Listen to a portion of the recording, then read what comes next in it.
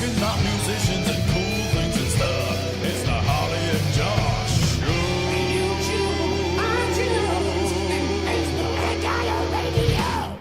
Holla at you, girl. Hello. This is the Harley and Josh Yes, Show. it is. It is. Let's listen to some new music from Ipswich artists. This week, we're also going to be discussing our gear setups as a professional bass player, as Harley is. Yes. Yes. And me as a guitarist and singer. And we're also going to be talking about these new R. Kelly and Michael Jackson documentaries coming out. Yes. And hopefully we'll get around to self-deprecation as musicians and creators as well. So yeah, please keep your comments coming in. We're on Facebook, etc., etc., etc. But before we do that, oh, Harley. What'd you do? Well, I had a very musical week. Was it last week that we were on school holidays? No, it was the week before. Okay. Well, I've done more than I did last week. Wow. So, yeah, that's good. What did you do last week? More than I did last week. Yeah. That's it, basically. Oh, I've got my headphones are messing up. Oh. It's really annoying because nothing worse than hearing your own voice, but only through one ear. So, yeah, had a really good week. We were really rocking it at Rock Project. It was I don't know about you, but I really enjoyed the energy of people coming back from school holidays, which was just lovely. Mm-hmm. No Tom McCarthy, unfortunately. No, that was a shame. I've been speaking to him a little bit. He's been everywhere. I was chatting with him on was it Friday? He was in Estonia, or somewhere like that. And I said that me and Josh are gigging at the Duke of York tonight, and he went, "Oh, is that the Blues Jam?" I was like, "No, dude, it's Friday." He's like, "I've lost track of time." Who am I? We should maybe do a broad call from Tom next week, just a little diary catch up with him. Right, yes, fair enough. I don't know how that'll work. It probably just won't, but we'll give it a go. Yeah, exactly. So we did our gig on Friday, which was the Hoppy and the Hopefuls. Ooh, Harley and the Hoppies. I'm going to talk too much about that because something you can talk about, because that was a thing. Because you were there as well. I did. You had a lot of love for your hat. Do you have a lot of compliments on the hat? Yeah, people said I looked French. I found my farmer cap, like my flat cap thing, the other day. The one that I used to wear in college. I remember that. Yeah. And I was like, oh man, I want to bring Pop that back on. Yeah, but I was like, now you've got it. Then we'll just look like a farmer band. Yeah, like my cowboy harvester. Yeah. But yeah, I was in a solo and I knocked it off in the middle of the set. I was like, don't stop. Carry on. Nah, man. Anyway, but did you say you were in the studio as well? So Saturday, yes, I was in the studio with a band called Three-Eyed Fish. Oh, like Simpsons band. Yes. Right, yeah. We'd talked about them previously. We recorded them before. They were recording some music for their wedding. Interesting. They were sort of doing some bits. They are now married. Well, there's three of them. Not Congrats. three of them are married. Right. Two of them. Shared. Yeah. Mormons. Yeah. And it was great. It was they did, I think they got 7 songs done. Some really nice harmonies, some beautiful guitar work. They played bass on one of the tracks, but the way it's set up is 3 vocalists and then 2 of them play guitar. Oh, okay. But yeah, and it was just a really fun day. It was really good. Nice. I couldn't overly relax because as soon as we finished, I had to pack up, run home, get my stuff, because last minute I had been contacted by Three Wise Monkeys to do sound at the Three Wise Monkeys. I don't know why I blanked having said that. Wow. Today is not a good word day. So yeah, I'd set up and went to the Three Wise Monkeys for the Stretch Soul Gang performance, which was great. Now, we were talking about that during the week. Yeah. Because we were both kind of looking forward to it. We played some of their music, and they didn't disappoint. Available on Spotify? Oh yes, they are available. And it was just a really good, fun gig. They did just 1 hour and a half set with Dan Harvey playing music either side. Oh, great. He was absolutely killing it. Always, we had a lot of fun because I had a bit of an issue.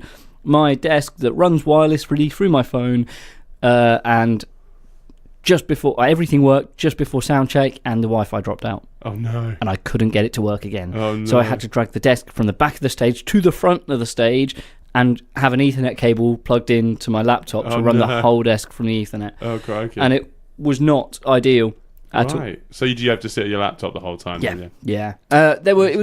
We had it set up a way that once it was set, I wasn't mixing the whole time. They're the sort of band that don't need like riding the faders all the time. It's quite difficult though, you know, with having lots of different soloists, you know, sax, trombone, guitar, really great bass player and rapper as well. So very good, yes. And it was, but eventually we got it running and it sounded really good out front. Now, you weren't able to make it, unfortunately. No. So I've got you a little bit of you got me a present. I got you a little present, right? Because thank you. I did a little sneaky and recorded some of the gig. Oh, amazing. So this is a song that they finished with, and as it captures the live essence. It certainly does. What's the track called? I think it's called Burn It Up. I didn't ask them what the song was called, but they say Burn It Up. So I'm giving it that name by default.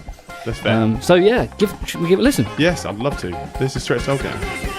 Papa Stretch said, what's my name? Papa Stretch said, who am I? Papa Stretch said, who am I? Papa Stretch, and you won't put him with a Stretch Soul Gang. Stretch Soul Gang. Stretch Soul Gang. We are Stretch Soul Gang. If you ain't had enough, we gon' burn it up. We gon' burn your bridges, your bridges, your burn. If you ain't had enough, we gon' burn it up. We gon' burn your bridges, your bridges, your burn. If you ain't had enough, we gonna burn your bridges, your bridges, gonna burn. If you ain't had enough, we gon' burn it up. We gon'. Thank you very much, Stretch Soul Gang. Cheers for having us.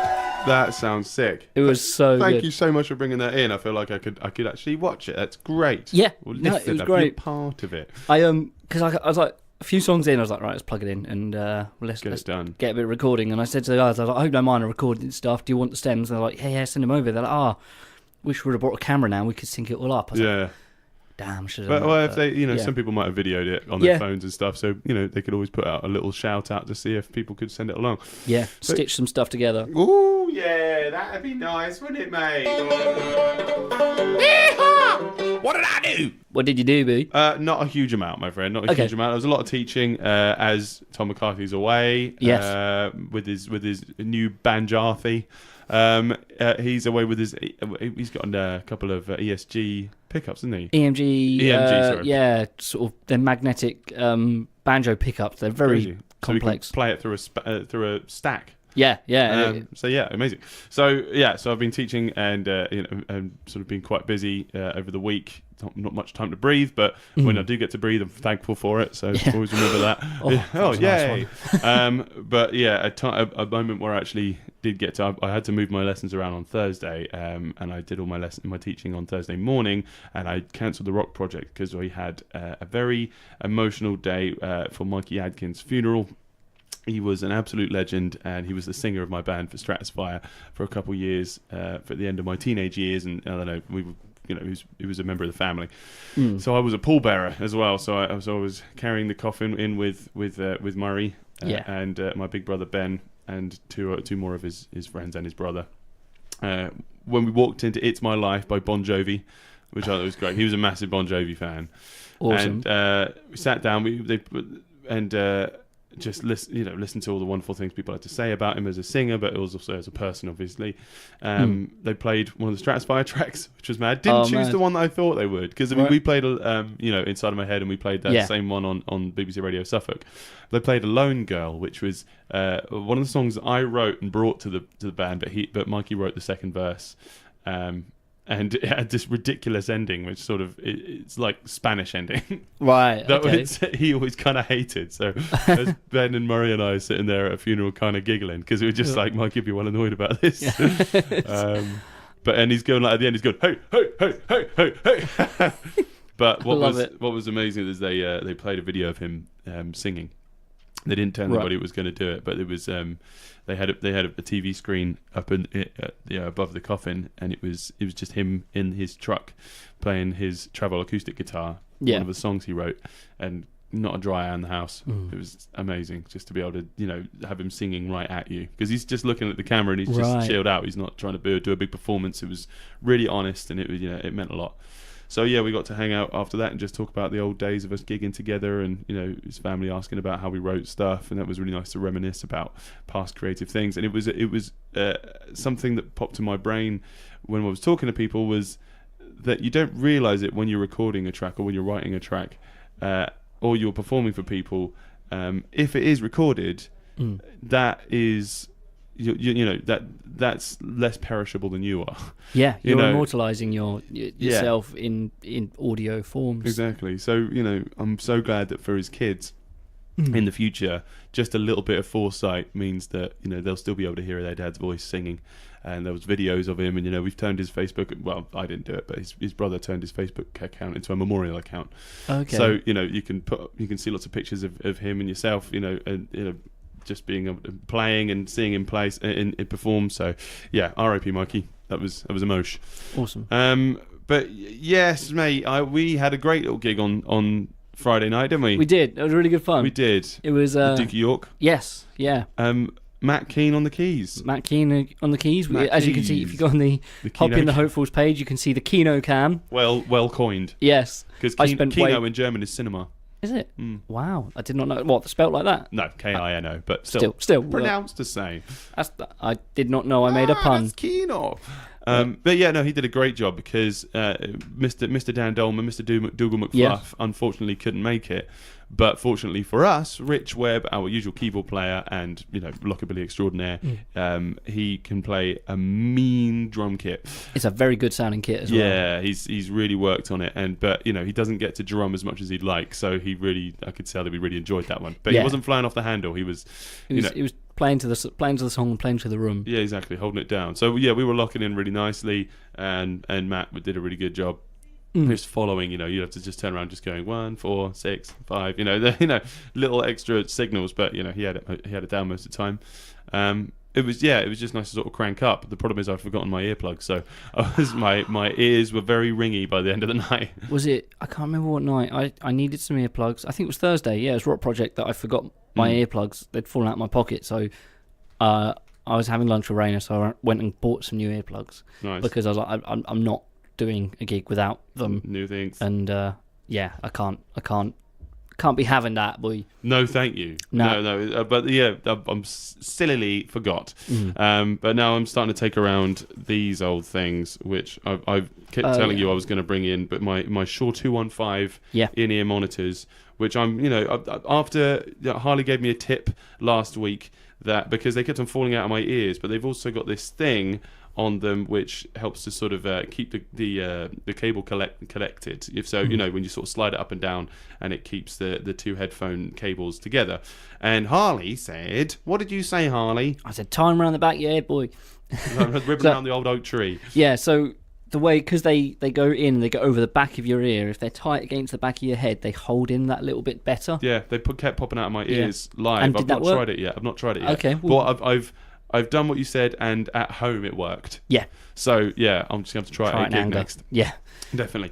So yeah, I'll let you know. Trial by earfire. It's one thing I did. I applied for. Is it World Hearing Awareness Day or something like that? No idea. And musicians can get discount on custom molded earplugs. If you can prove that you're a working musician or working within the music industry, and they do moulded earplugs that should be £140, and you can get them for £40. Cool, right. Custom made for your ears. You have to keep us in the loop as to how to do that then. Yeah, we'll share it on the Harley and Josh show page, because I know there's a lot of musicians who listen to this, so if something that you could benefit from, we'll do it. They've got a centre in Norwich where you can have them moulded. We can always take a group trip up. Ooh, road trip, wouldn't it? Yeah. Harley and Josh show road trip. Harley, we got asked by Rock Project student and Harmless Crossfire guitarist Ryan Swain about what gear we use live on stage, which I think is a great question. So if you don't mind, I'm just going to start off with a list. Yeah. Of all my stuff and get it out of the way. But anyway, so my gear, starting off with my guitars. Okay. My Gretsch 5420T, which is a hollow body semi-acoustic. Yeah. Sunburst, absolutely love it. Really good for jazz, rockabilly, blues, and you can kind of drive it quite well because it's got humbuckers on it. My Fender 60th anniversary Strat in Desert Sand. At first I saw it, I thought that's disgusting looking because it's sand coloured with a gold scratch plate. But then after a while, I was like, that's so 50s. Yeah. And now it's quite noticeable. It stands out, so I absolutely love it, and it's just got a great Strat tone. Yeah. It uses the same kind of pickups that it would have done in the 50s. So. But you know, not much has changed. You've worked on it. You shielded it for me, yes, which is great. Stopped a loads of buzzing when I'm using Drive, and just when I'm trying to talk over the microphone, there's not just a constant go away bees. And my once in a lifetime guitar, my Gordon Smith GST 1.5, which is. If you search that, it doesn't come up with anything because I'm the only one with a model of it in vintage white. I love that guitar. It's great. I told you this story when I first got it over the radio, but I turned up to the factory, Gordon Smith factory in Northampton with Tom McCarthy. This guitar was sitting on the side. Nobody wanted it. It's a mixture between a Les Paul and a Telecaster with a P90 and a single coil, and it's wired like a Telecaster, but and it has the same neck as a Telecaster, but it has a Les Paul body, and I absolutely adore it. But yeah, it has a really great blend of tones. You can get this really good bluesy, dark tone with a really good country picking, twangy tone, and you stuck it in the middle, and you get like a nice sort of Stevie Ray Vaughan mix. So yeah, I love that. Yeah, man. Then I got my pedals, my AMXR Dyna compressor, just to sort of level things out before it goes into my Zakk Wylde wah pedal, which is all right, but the wah pedals, they have problems with the power inputs going in because stupid things. It's really stupid, isn't it? The 9-volt power male plugs, they just too wide to get into the side of the wah pedal. So I'm going to try and fix that. I've got my Electro Harmonix Nano Big Muff Pi, which is good fuzz pedal. It's well proven. I haven't tried enough other fuzz pedals, and I think I will try some more because it can be a bit noisy, that one. The Electro Harmonix Soul Food, it's got a great overdrive, that one, and not too many knobs to fiddle around with. Just the problem with I have a lot of Electro Harmonix pedals is the stomp is so loud. As soon as you flick the switch, it goes boom. Yeah. And you're just like, great, you kind of ruined a bit of a solo there with this just massive bang that you can't really mask. There is something that can be done about that. I've fixed that problem before on sort of hand-wired pedals. Have you? And I can't remember what I did to fix it, but I might do a bit of research and see if I can get that sorted for you. Thank you. I usually use a blues driver, a Boss blues driver, which I absolutely love, but recently it's just not been working. I took it into West End Music. You guys couldn't figure it out. Sent it off to somebody else. He thought he'd figured it out, but I got it back and it did get sorted. So it's just this thing, whenever I stomp it, it might turn on, it might not. So great. But it sounds good. But then I've got my MXR M68 Univibe, just to get that sort of spinning speaker sound and sort of vibrato that you can get from like a lot of Hendrix solos, which I love. Then sometimes I have a Mua Mod Factory, which you can get mod, chorus, vibrato, envelope filters, all these kind of things, all in very tiny. Mua pedals are great, but the problem is the knob on the top of that one, because it's the selector of the effect. If you knock that with your foot, you think you're going for a tremolo, but instead you get a phaser. So I'll be sort of trying to do some shadows. Down, down, down, down, down, down. You're like, does not fit the song. It just sounds like a Van Halen solo. Laser. Then I go into my Boss NS2 noise suppressor. I usually use that for if I'm playing through my Metal Zone, my Boss Metal Zone, because you can get a bit of a screech from that. And it's just a gate to stop all that sort of unwanted noise to come through. Then I've got my Boss DD7 digital delay. Really good for a broad swathe of delays and timings. You can get those tap delay pedals that go along with it. I don't have that. I usually just use it for a slapback or some sort of dubby triplet. Chung, chung, chung, chung. Really good for that. Then I go into my Boss Fender 65 Deluxe Reverb and Vibrato Amp Sim, which I got from West End Music. The best pedal I've found to truly emulate a good spring reverb, just for that surfy kind of sound, or those very atmospheric songs that we play. It's really, really quite chummy. You get the drip And there's some really weird things that happen that, it sounds like... It's not clinical. No, it doesn't sound like, you've just got an envelope and then it's going to follow that. It just oftentimes will just, it will come out with this random sound. Anyway, so getting onto my amp, I've got my Vox AC30 two-tone TV front limited edition amp, which I got from Arlington's? No, Anderton's, not the bar, Anderton's, and I bought it on finance because I think they're about 800 quid, those things. So I just paid it off monthly. I love it. It's all blue and cream. It's a limited edition finish, is it? Or yes. Is it just, the blue and cream front to it, and it just looks really 50s, and it just sounds exactly right for the kind of thing we use. I've got my Shure Super 55 Super Cardioid 50s looking mic, much better than the normal 55, I find, because you just don't get as much.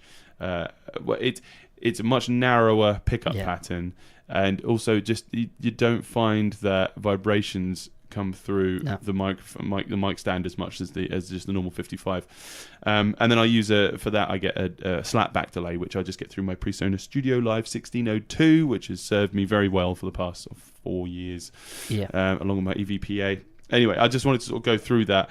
My favorite piece of gear from that is probably my Gordon Smith. I don't get to play it all the time, but it's just a bit of a crowning jewel because it's got such a story behind it. The rest of it is gear that's really helped me out, but I've bove it online or something. It's nice to have something that has a story. Exactly. Anyway, that's my Swift gear rundown. What about you, Harley? What do you love about your gear setup? So I love it all, mate. I love it all. Like, I don't know if you do this, but it was recently that I looked at my gear and went, I think I've got it all. I think I've got everything I need. There's little bits here and there. Nice. But so with my bass wise, I've got 4 main gigging basses: 2 4-strings, 2 5-strings.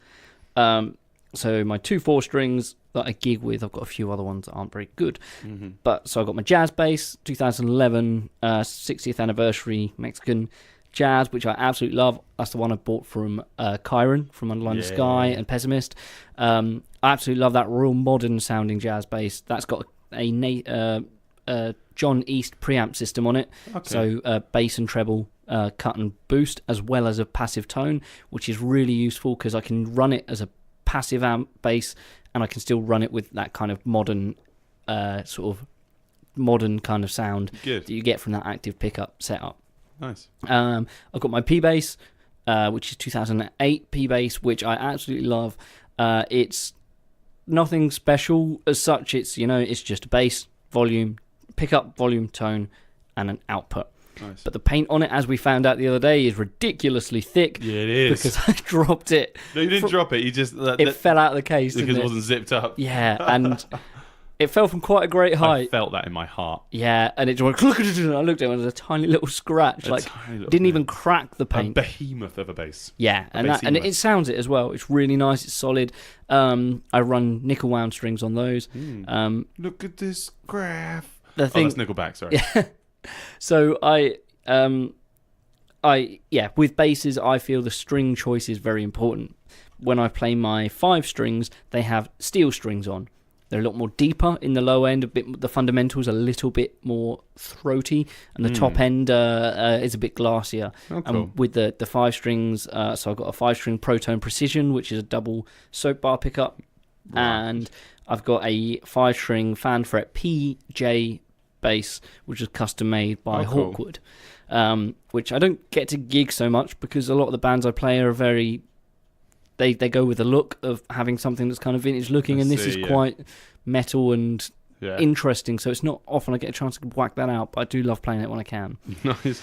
Good. It goes into my pedal board. That is like mental. What's that? It's like it's like the Enterprise when I look at it. I'm like engaged. People do comment on how my bass pedal board tends to be bigger than a guitar pedal board. Although I haven't actually got that much going on. I've just got a couple of big pedals. Obviously, I run a Polytune, or tuners, whatever. What tuner do you use? Same thing. Yeah. The Polytune. I love the Boss TU3, but I find when you're doing a daytime gig, you can't see it. No, which is a big problem when you're doing a festival. By the sun, yeah. Yeah, and when you're outside, you kind of need, and you can't always hear your room very well. You need to make sure you're. Yeah, the Polytune's great. Really nice, distinctive display. Yeah. I go straight into a line selector. Now, all of my pedals apart from one go through the line selector. So if I'm not using any pedals, nothing goes through the signal chain, which is really useful when you want to keep a real natural sound. So in my pedal chain, I've got to remember this. I have the POG 2. I have... Right, yeah, so you said, yeah, just to get different octaves and stuff. Yeah, there. so octave up, octave down, really Lovely. cool. I also use a pitchfork, which kind of does the same thing, but also does intervals as well. And detunes, doesn't it? Yes. Which is great. Very so you useful. don't have to constantly just detune, using your machine heads. You just click a pedal. Yeah. I go through a Boss phaser pedal, which I love using phaser on bass. It sounds great. Didn't you say Murray influenced that? Yes. He came into the shop and was like, I want to buy a phaser. You use that on our recording, and it sounds awesome. That's it, yeah. You tried it out, and I was like, that's the sound I've been looking for. I hate chorus. I really hate chorus. Right, But I always want modulation when I need it, Yeah. Although I have recently thought about, I've got a chorus pedal at home that I'm thinking about putting on my pedal board. Yeah. Just for getting that sound. I also, from there, I go into the freeze pedal, the Electro Harmonix freeze pedal, which basically you make a note, you press the button, and it just loops a small part of that wave, so then a single note just gets repeated round, which is very useful. If there's a long note and I need to tune, I can click that in, tune my bass, and the bass doesn't drop out. That's great. It's very useful for that kind of thing, or True droning bypass stuff kind of thing. Yeah. Yeah. So there's that, and that goes all the way back into a bass wah, which I've very rarely used, but every now and then, if you need if I get asked to do a solo, every occasional, it gives you that little bit of top end. It's kind of that power boost that you need. True, yeah, that's good. And again, that's what was used on your album as well.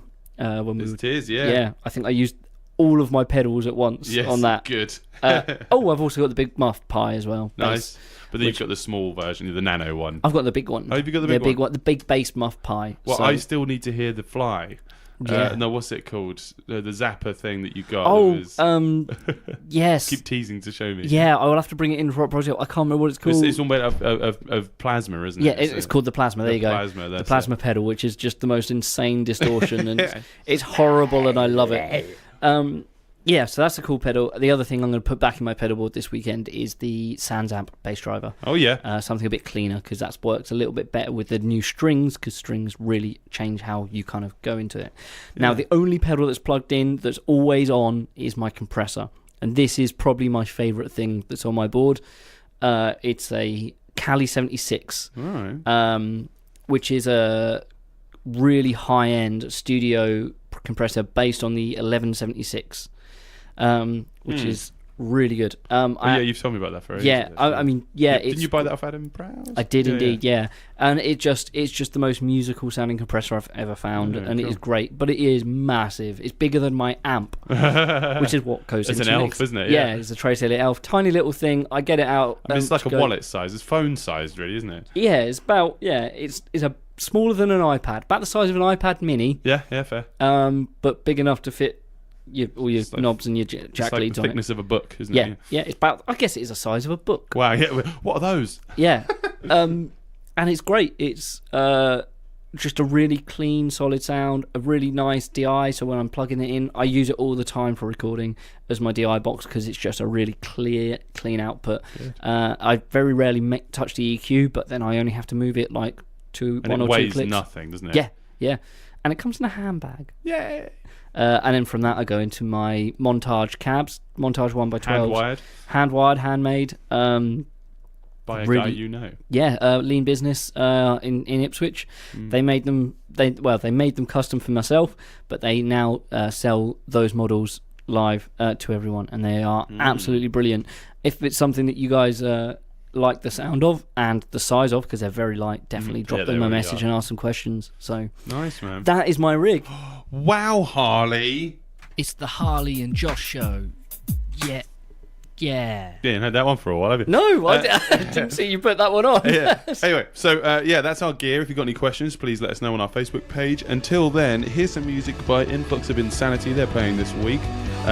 This one is called Violet. Check it out.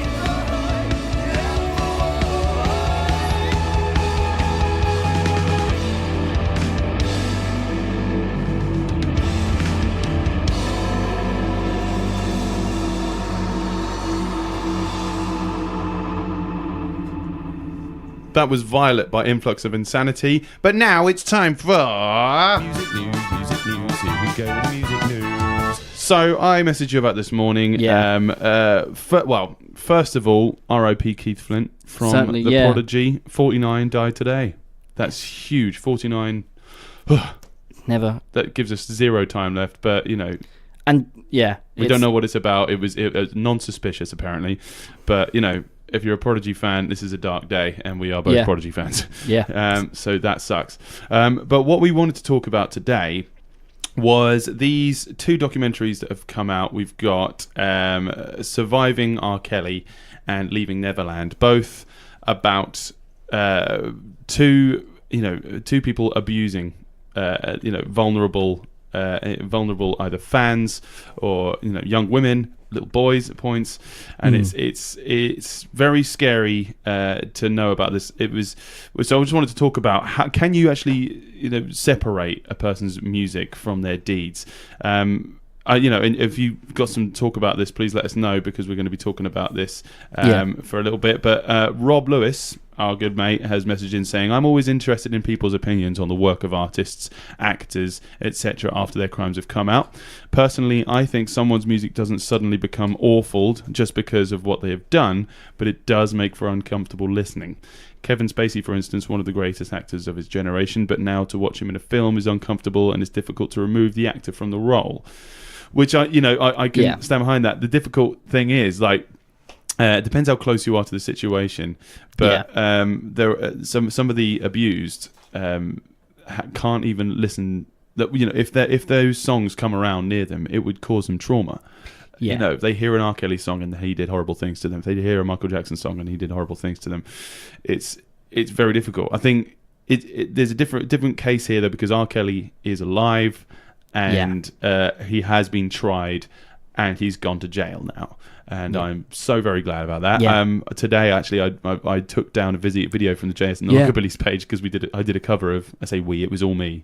I did a cover of an R. Kelly song ages ago, and I've been keep getting praise for it. And I'm like, well, it's just taking it down and taking small stands. But Spotify and iTunes, they took his music off a while back, but it's back on now. I've checked it. So because there has been a massive spike in streams for R. Kelly, of course, because they go, I can imagine this thing sort of happens because they'll go, R. Kelly, who's that? Search, oh, it's this song, and just I think that will count for a massive spike when someone's in the news as much as they are. And the problem is, when you see a news report about it, it's just like R. Kelly, singer of Ignition, and then they'll play the track. It's like, this dude's getting royalties for this, Yeah. And also people are going to go, oh, that's a jam, I'm going to go listen to that.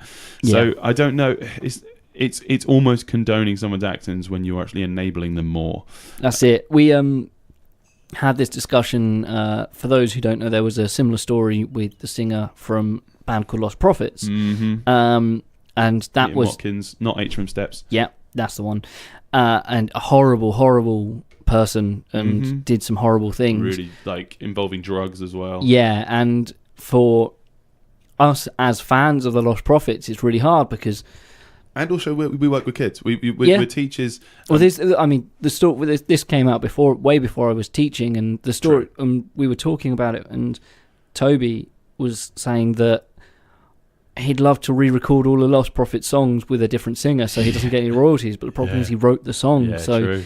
You can't get around it unless you kind of just do Shinobi versus Dragon Ninja, but major or something like that. Dragon Major, yeah. Yeah. It's really interesting, isn't it? I mean, both R. Kelly and Michael Jackson, both victims of sexual abuse when they were kids. Right. Doesn't condone it at all, but it shows that it's a vicious cycle. So, it's caused such hurt in these families of these young kids. And so Channel 4 has refused to pull the documentary about Michael Jackson's alleged sexual abuse following demands from the late singer's estate.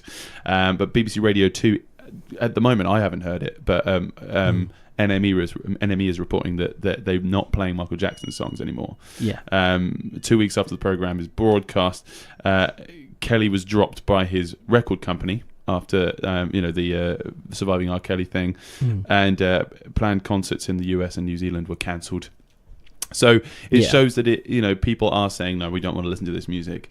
So they're not separating the music from the artist. Yeah, and I think you will I think that will happen less with someone like Michael Jackson, because he is so much in the sort of the main vein of pop music. Yeah, like you can't think of pop without thinking of it. No, whereas R. Kelly you can quite easily forget about. Yeah, he had a couple of great songs, but I mean, it's not the, Space Jam's a little harder. Yeah, you pulled an R. Kelly track from our live set. Yeah, so we Chart used to do Ignition, Yeah. which was always a really good song.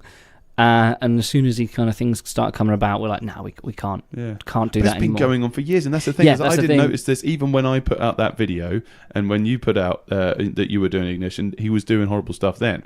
So there's that difficult thing of it's like, when did you know? And so it's just being public about it and saying, look, no, I don't condone this. Yeah, I'd like some people's opinion on this, because actually I'm a little bit late coming on to the Michael Jackson stuff. I don't watch the news, so then I tend to hear these things through word of mouth more than anything else. Last week, I posted a video of us playing Don't Stop Till You Get Enough by Michael Jackson, and Elliot went, we might not have wanted to post that given at the time the current thing that's coming out. And I was like, okay, I think it's something we should probably pull down. We've got loads of other videos we can chuck up. Exactly. You can use that. Exactly. And but it's difficult because, like if you're not actually instrumental to what horrible things happened, but it feels, a lot of people, the warriors on social media will call, will say that you're condoning it, and that's what I was worried about with having that video up with R. Kelly, because he could still get royalties from that. I mean, the Mute R. Kelly campaign, which is a Twitter thing, just a hashtag, it lobbied the record label to sever ties with the singer. They also targeted concert promoters, ticket sellers, and streaming services, Spotify Music and Pandora, all agreeing to demote Kelly's songs from their playlists. But demoting isn't exactly taking it off. Right. I don't know whether they should take it off or not, but it just shows that if you do horrible things, it's very, very difficult for people to listen to music and not think about who's actually singing it. That's it. And I mean, it's not just sound in the end. I think at the end of it goes completely. People talk about like artists and people sort of pop art, pop singing, talk about Ed Sheeran and say, you know what, Ed Sheeran's such a nice guy. And I think that's probably instrumental to the fact that he's so popular. Yeah, definitely. Because you watch an interview with him and he is a nice guy, he's completely genuine, and you go, I want to like his music. I want to believe in what he's saying, because what he's saying is something that resonates with me in a good way. And it's communicated well. Yeah. If you watch an interview with Ed Sheeran, he goes, you know what, I like just to punch elephants in the face. You're not going to want to listen to Shape of You quite so much. No, but I also want to laugh and I want to watch a video just because he would be like, ow, that hurt me, and the elephant would then trample him. Your fingers crossed every time he brings out a new music video that it might just be a video, just a 3 minutes of him punching an elephant. Of anybody. And the elephant. If it was anybody punching them, oh my goodness. Okay, so this is going public. Elephants. Josh condones the actions of elephants being punched. I condone the elephant fighting back and us being able to watch. Anyway, so I think it's really, really difficult to be able to class these two together. At the moment, they're trying to take it to court with Michael Jackson, with two people that are sort of 39 and 40. They've both got kids of themselves now, so they're fathers, and they want to put a good example to their kids, and just keep that kind of side of life away from them, I suppose. But lumping R. Kelly and Michael Jackson together, it's very difficult when Michael Jackson went to a trial. These two people actually were defending him in court that are now accusing him.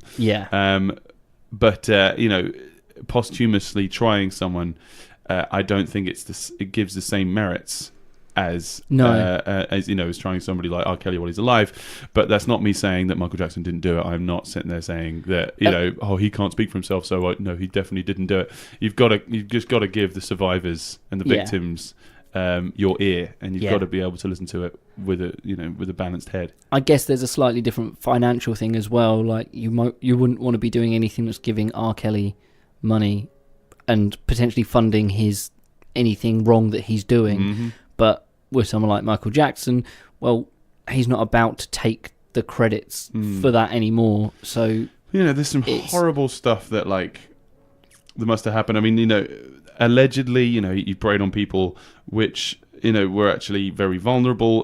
Boys from troubled families. The victim tells stories of sexual assault, knowing that it is extremely painful to recall the detail after detail. You never know which one will stick in your mind, causing depression, nightmares, and PTSD. And it can be something simple as a song. They hear human nature or something. That was a problem with the news reporting. That I heard about this over the Radio 4, and they played Human Nature, which is a jam. It's such a good song, and I was sitting there going, "Oh, I want to listen to that now." And I think that's what is happening a lot. People are sitting there going, they'll report about these stars that do horrible things like Kevin Spacey, but then they'll show a scene where they're doing some of their greatest work.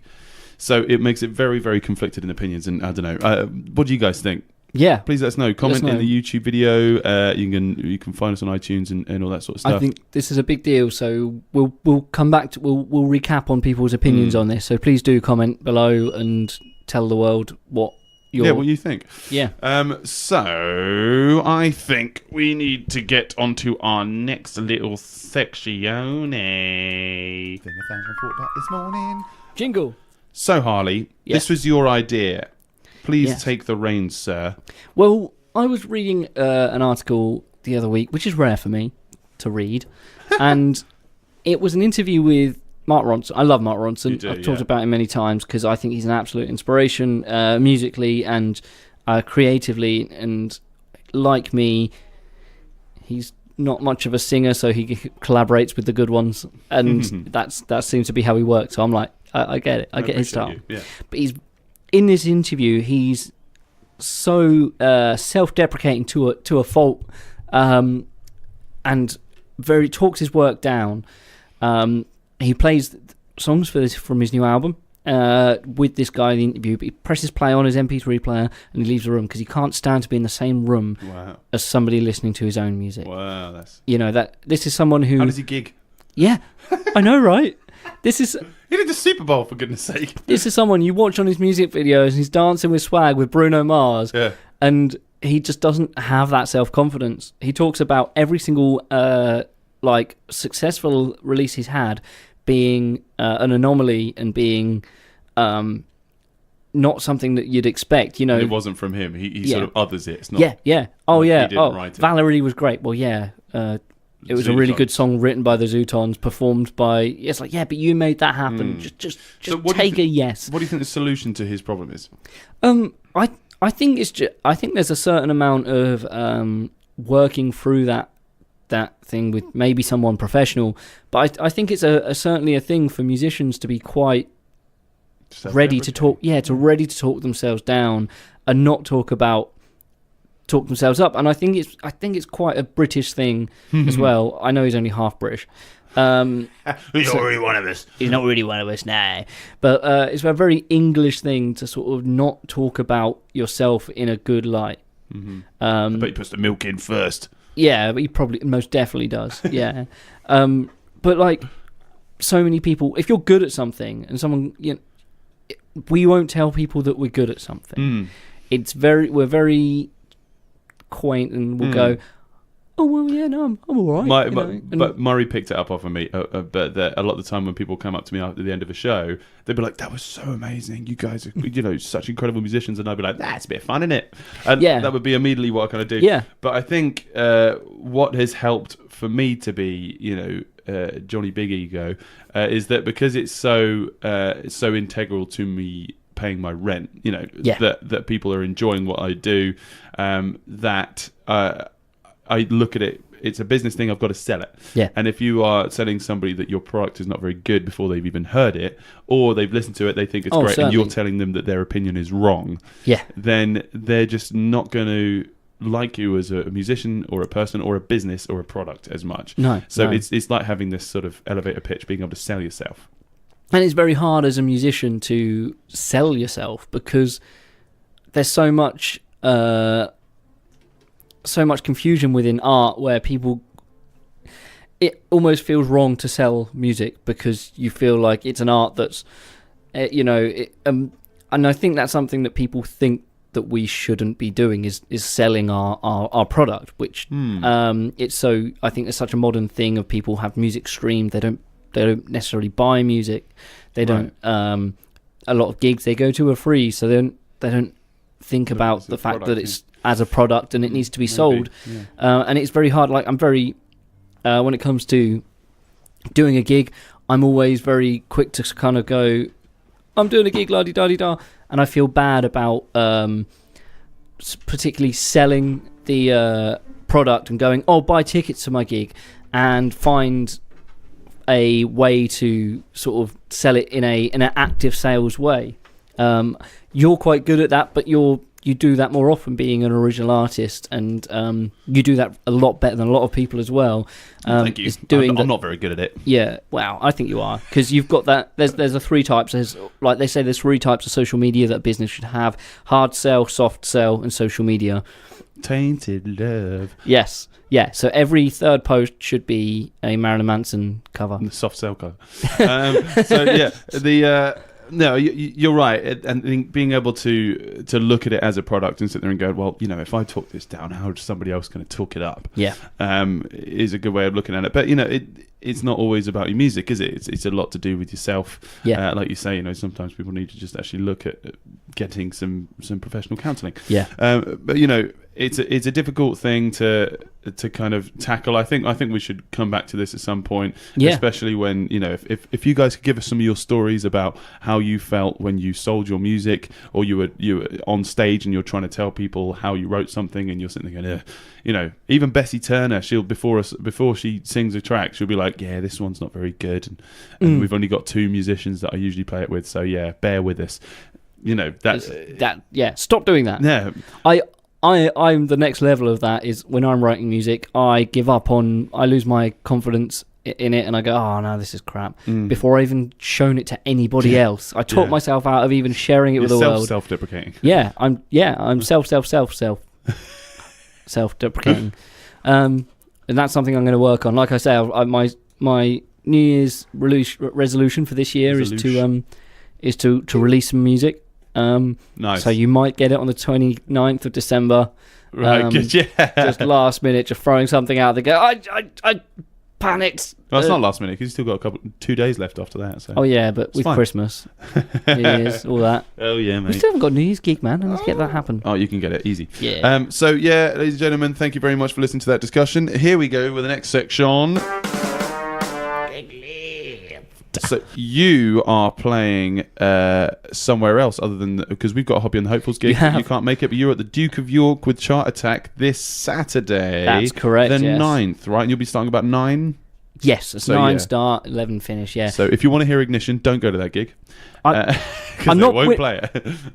Yeah. Wait, what? Yeah, that. It's really funny. I'd made me laugh because I'm on the poster for the Hopefuls gig, and I'm not going to be there yet. Great. Rich isn't.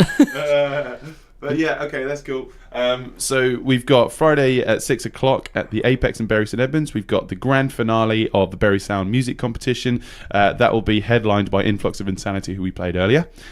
Friday the 8th of March at the Three Eyes Monkeys in Colchester. It's International Women's Day. Oh, yes. They've got a gig with Horrible Dolphins, legends that are Blooms, the awesome and wonderful person that is Polly Preacher, Ashley, she's great. Nice. And also the band that we're going to play it out with, Swimsuit Competition. All female led, all very talented. Friday the 8th of March, we've got the John Peel Centre of Creative Arts. We've got the International Women's Day. There's Motherfunker are playing that one. Sweet. Good Vanya and the gang and Ryan. Suki Silvertongue, Sienna Potter, Roma. Oh, yes. Raising money for charity, the legend that is. And Sally Army. They're all playing at the John Peel Centre for Creative Arts this Friday. Saturday the 9th, we've got the Premier Pool Club. Oh, yeah. Old Darren Smith and Dead Soul Promotions is doing Death Fest. Some really good death metal bands playing there. So if you want your head to fall off its hinges, check out the Premier Pool Club Saturday 9th of March. That's an all-day, I think. Also at the Grand Old Duke of York, again Saturday 9th of March, is Chart Attack live at the Duke of York. You got to check them out. I've heard the bass player is wonderful. Saturday, he's not. Oh wait, no, he's great. I just want you free, Charlie. Oh my goodness, self-deprecate. Saturday 7th o'clock, we've got the Three Eyes Monkeys in Colchester. You got Telepathy, Made of Teeth, Tuskar, and Three Thrones. There's quite a lot of doom, stoner metal, really nice and droney kind of sounding stuff. Also the 9th, Saturday, we've got the Smokehouse. Here we are. Sunscreen presents a night of psych with Wax Machine, Kyanos, and wax machine. So yes, A night of psych with wax machine. Exactly. That's a really nice sentence. Yeah, it is. I like that. Oh, no. It just flows nice. It do. Saturday 9th of March at 8 o'clock, we've got Coda, Colchester, new place I haven't been yet. We've got Crooked State, South Hours, and Slater, all on the JAR or JAR record label, so check that out for some new original music. At the Three Wise Monkeys, though, in Ipswich, Hoppy and the Hopefuls. Yeah. So we'll be on the side of town from Harley, soldiering on without his wonderful good looks. So we're going to be at Three Wise Monkeys from 9 o'clock, I think. Nice. So yeah, that'll be good. Interesting thing I saw pop up was Ipswich Makers Space is doing this thing called Atari Punk Girls, which is for young girls only. For I think between about 13 and 18, learning how to circuit bend and make their own synths and sound triggers. Awesome. So yeah. if anybody's listening and they've got like young kids or who are girls who would like to get in, or you think that they've got a flair, take them along. See, they could build their own synth, and they might be making electronic music. Even if it's not necessarily something that if they don't seem to be potentially musical, if they seem to be into like just anything electronics, we did it. I don't know if you did it in your class, but I did it a bit at high school, college. Sorry, Right. And it was really fun, really interesting. You just pull apart kids' toys and keyboards and stuff like that in front of them, and you don't break eye contact. Yes, just destroy their children's just destroy their toys. And harsh. Awesome, make some awesome It noises. is loads of fun. You can make some really weird noises, can't you? Last one I've got here is Keith Sadler presents Joy Ellis live music at Arlington's. That's Sunday at 7 o'clock. So the Atari Punk Girls thing is Saturday at 11 o'clock and at 2 o'clock. So there's 2 sessions to get your young budding musicians involved. Anything else you want to add, mon frère?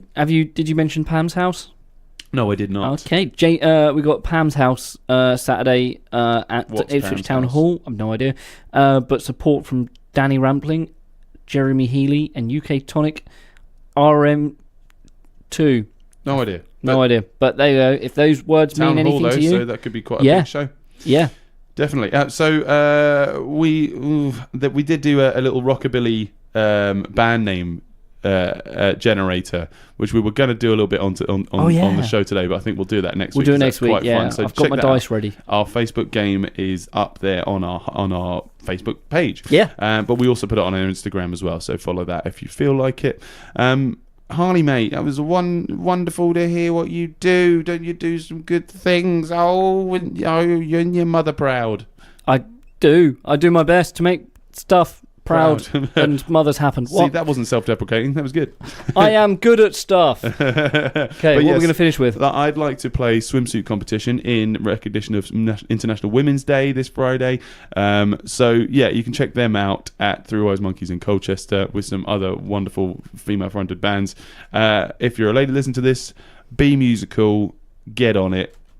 This is pull some toys apart. Yeah, this is Honey by Swimsuit Competition. Bye. Bye.